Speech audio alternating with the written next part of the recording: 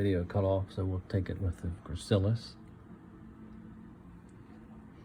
The groin here, because we turned it to the medial, remember?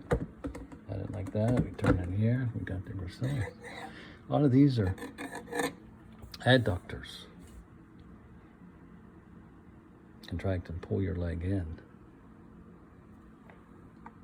From this lateral view, we can see anterior tibialis on the tibia. You can see the gastrocnemius here with the Achilles tendon.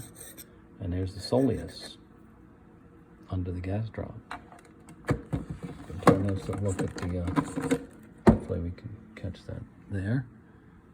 There's your hamstrings. Now what's the medial? Well, you can tell this is the medial.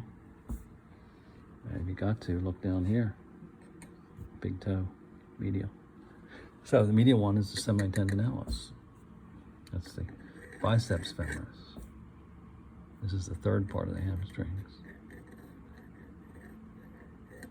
Semimembranosus. Got the gluteus maximus. Again, the gracilis on the medial.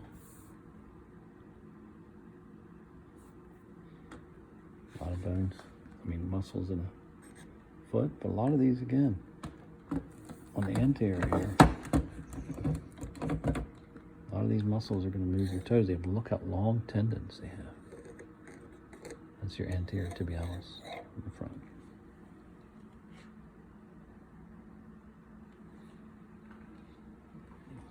You appreciate that diaphragm again, how it completely separates the thorax from the abdomen. All the way across. Right to left, front to back. And of course, you're going to learn that when this contracts, it moves down and helps you breathe, pulls air in. The other breathing muscles, we'll conclude with this guy. The other breathing muscles are the intercostals. That's your external intercostal between the ribs. And this is your internal intercostals. They're going to help you inhale and exhale.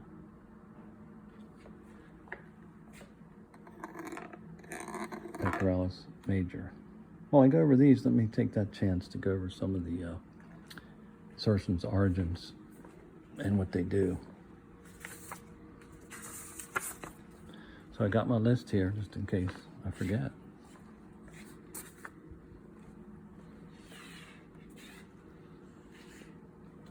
All right, the masseter, since it's going to help you chew, remember the insertion. Let me go to your list here real quick on here. Remember the insertion is the end of the muscle that moves the bone, and the origin is the anchor. So since we know the jaw moves, then we know the insertion is down here because it's going to move the jaw. It's anchored on the zygomatic bone. The gastric is connected to the mandible and hyoid under here, so we know it's going to help you move your jaw, so it's all going to help you chew. There's the anterior belly, posterior belly going back. And it's connected to the mastoid back there, but that's an anchor. So since it's connected to hyoid, it's also going to move the hyoid and help you swallow. Zygomaticus major, here, since it's going to pull up the corner of your mouth, that must be the insertion. So the anchor, again, the origin, is the zygomatic bone. Sternocleidomastoid. Now in this case, it's going to move your head, right or left. So we know that since it moves your head, it's got to be inserted on your head. So in this case, the origin anchor is the sternum and clavicle. And then the insertion is on the mastoid process, sternocleidomastoid. Because when that contracts, it's going to pull your head and make you turn it. Platysma, we can't see. Any luck, I'll show you at the end here where that is on myself. Pectoralis major, origin all along the sternum and the clavicle, and inserts here on the humerus. So if that were to contract, it's going to pull your arm in. So we can call that an adductor, because it's going to pull the arm in and add it to the body. It's also going to rotate your arm some. Serratus anterior, called them the boxing muscles here. Now they're going to pull your scapula in, so that's where they insert. Their anchor is actually here on the ribs. So picture them contracting and pulling your whole body forward. Your scapula in your arm, so you can punch a punching bag. External obliques here. Now they're going to make you twist your hips. So, you know, you do your twist. So what do you think they're inserted on? Inserted on your hips, because they're moving your hips. Okay? And the origin is going to be the ribs. Inserted on the hips, they contract, move your hip. Rectus abdominis. Now those are the sit-up muscles. So they're going to pull your chest up. So that means they're going to be connected and inserted on the sternum. The anchor is down here on your hips. Let's go to the back. The erector spinae are antagonists to the rectus abdominis. That means they do the opposite thing. So they're going to make you extend back. So they're going to originate from the lower spine as an anchor and insert on the upper spine. So when they contract, they're going to pull you back up from your sit-up. Erector spinae. While we're back here, the traps, we can see the trapezius, this half of it at least. And that's going to allow you to do all kinds of things with your head, back. So they're going to insert onto your head and onto your scapula. Okay, so the origin here, the trap, is the vertebrae. And then they're going to insert over here. Help you move your whole shoulder. They're also going to help move your head back.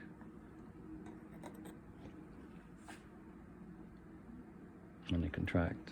So you can picture their origin along here, but also they're going to insert here, here, and also up in here.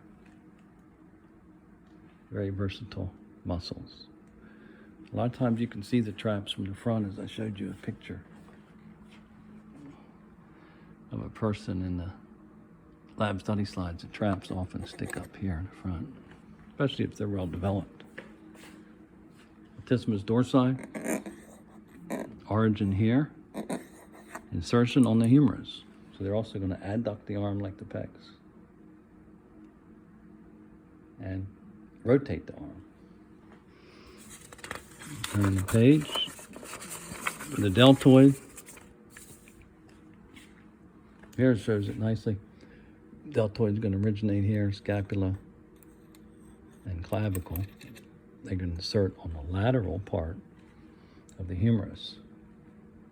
So picture that contracting, and it's going to pull your arm up, abduct away from the body. Also some rotation. Biceps and triceps, biceps brachii, here. Now we covered that in the lecture. The origin's going to be up here, basically the scapula and clavicle, and it's going to insert, you can see the tendon here, it's going to insert on the forearm, radius ulna area, contracts, flexes. And then the triceps brachii would do the opposite. Here, origin up here, insertion down here to the radius ulna area, contracts, extends your arm. Gluteus Maximus. Origin, you can see, is on the ilium, hip bone. And insertion is actually down here on the femur, on the gluteal tuberosity. So that can do all kinds of things with your femur. It's one of your main walking muscles, actually. We have gluteus medius under that again. Should we dare take it off? Yeah, gluteus medius. Similar movements as the gluteus maximus. We need all that help. Okay, now we got the hamstrings back there. Let's try to move this to get the quads first. Okay, so quads. What are they going to move? They're going to mainly move the lower leg. So the insertion is going to be up here. The origin is going to be up here as an anchor, and it's going to insert, go over the part of the quad, the rectus femoris part. The tendon is going to actually go over the kneecap and insert down here on the tibia, tibial tuberosity area. Contracts, extend your leg out because it pulls the tibia up. All those quads will do that. Rectus femoris, vastus lateralis, vastus medialis. Take this off, vastus intermedius is there. Sartorius, going to make you do a soccer kick across your legs. So therefore, the insertion must be down here on the medial because that contracts, pulls your leg that way. Anchor here. Gracilis, groin muscle. Origin is the ischium, back of the pelvic bone. That's going to insert on the tibia here. Adduct. A lot of these muscles here are adductors. Pull your leg in. Tensor fasciae latae. Here. Origin the hip. And it's going to insert on this fascia latae here, long type of tendon, also called the ilio tibial tract, all the way down there. And when that contracts, you can picture contracting is going to pull this out, pull your lower leg out, because it's going to shorten, pull this out. Abduct your thigh. Then we just get back here to the hamstrings. Here. And they're going to be the opposite of the quads. So they're going to flex instead of extend. Origin ischium, the hip, back of the pelvic bone. Insertion here on the tibia and fibula. Flex. Contract, pull the tibia out. Now when we get to the hip, let's stay back here for the gastrocs. Gastrocs originate on the posterior of the femur and insert on the calcaneus bone. So picture that contracting. It's going to make your foot extend. Now the other one that makes your foot extend, because it pulls your heel up, makes you extend your foot. The other one that does that is this one around it, the soleus, deep to it. So since that does the same action, because it's on the same side of the bone, it's called a synergist. Gastrocs and soleus are synergistic muscles. They work together and do the same action. And we move to this anterior tibialis will be an antagonist to the gastroc. So picture that, the insertion's down here on the foot. So picture that contracting, and it's going to pull your foot up, flex it. That pretty much covers it. I might have time to go show you the platysma. Now the platysma here in the neck, we haven't seen that on anything yet, originates on the chest and shoulders and inserts on the mandible. Okay, so it's going to move my mandible, it's going to move my face. See if we have time. I got to find a mirror here. walking into the bathroom here.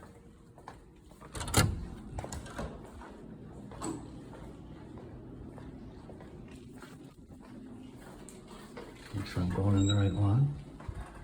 Okay, now here we go. There we are. Next I'm going to flex the platysma. It's hard to describe how to do it, but you go like this. See the platysma here? That superficial neck muscle, platysma. Anchor down here. It's funny because look up the platysma. I once saw a guy do a skit. The platysma moved his chest and he drew these characters on his chest. He could make them move different ways. Do that at home. Platysma, it's not on any mannequin. All right, that's it.